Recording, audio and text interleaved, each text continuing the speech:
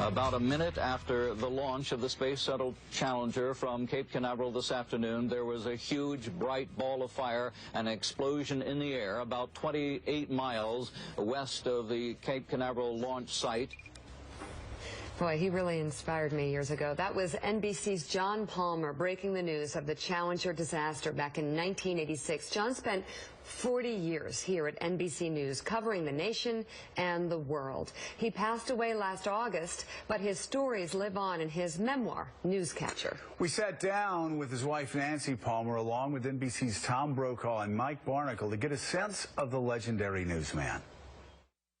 So he was working on this, and actually I'm reading here that you actually brought it into the hospital. He did, actually. He had written this memoir and kind of put it aside, and then he was very ill in the ICU, and our daughter Molly thought to start reading chapters of the book to him, and he was finishing every story because he was a born storyteller, and it was a huge comfort to him and to us. So we've been thinking about publishing it, and then it took a little while. I assembled all the pictures, which was actually a really good thing to do. It was more healing than I thought it would be and not hard. So we love the book, and it's pretty great. I've known John from the beginning in a way because we were part of that first generation after the founding fathers of this business, the Huntleys and the Brickleys and the Cronkites and the older guys who came out of World War II. John and I represented the next generation. We were both from small towns, and I can't tell you the impact that it had on me, and I know on him because we talked about it. When Huntley Brinkley appeared on the air in 1955, and you could see the world every night, 15 minutes. They were worried they couldn't fill 15 minutes, by the way. And I remember thinking, that's what I want to do, and John in a small town in Tennessee had pretty much the same feeling. Now, here's the funny story. I'm working in Omaha. John is in Atlanta as the 11 o'clock anchorman. He's a few years older than I am. He gets a big break and gets taken to Chicago. For a reason that is still not clear to me, they call from Atlanta, say, we hear a lot of good things about you. Come down. They hire me to become the 11 o'clock anchorman in Atlanta at age 25. I'm a Yankee. Wow. And I get hired by NBC 6 months later. And as I'm leaving, I said to the guy who hired me in Atlanta, why did you hire me? And he said, well, to tell you the truth, we hired you in part because you look like John Palmer. We thought that one of your daughters. That's a compliment, Tom. I was about to ask what made John so special at what he did. You just answered it. Yeah. Well, it was everything. But what made him such a great journalist? I think he had an everyman kind of attitude. He didn't puff up, and he was willing to go places. He had a big, big Middle East assignment. He was in Lebanon when it was extremely dangerous, and then he was the White House correspondent, as you see there with Ronald Reagan. People had a comfort level about him, but he was a crack reporter, and if it was a yearbook, he'd be voted most popular. Yeah, he was the White House correspondent during the Carter years. He was. I remember. When we met. Yeah, that's where you met. Yes. Tell us about that. Our first date was at the King and Queen of Belgium. It was a luncheon for the King and Queen of Belgium.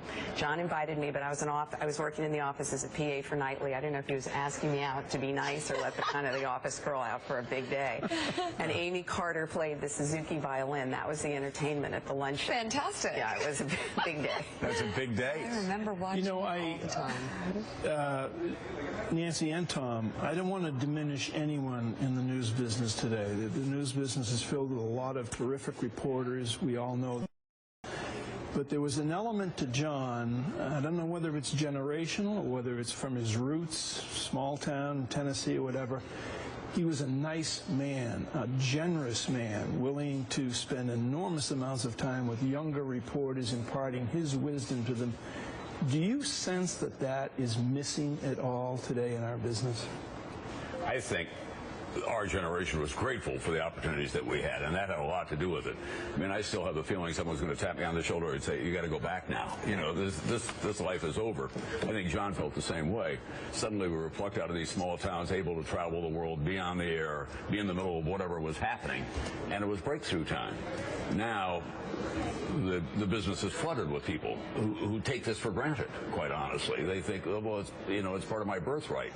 We didn't feel that way. Tell us about John and Sadat and introducing himself and getting through the... Oh, yes. He wanted to get in and get an interview, so he had his producer dress as a chauffeur. He drove up to the gates and he said, "John Palmer, American Embassy."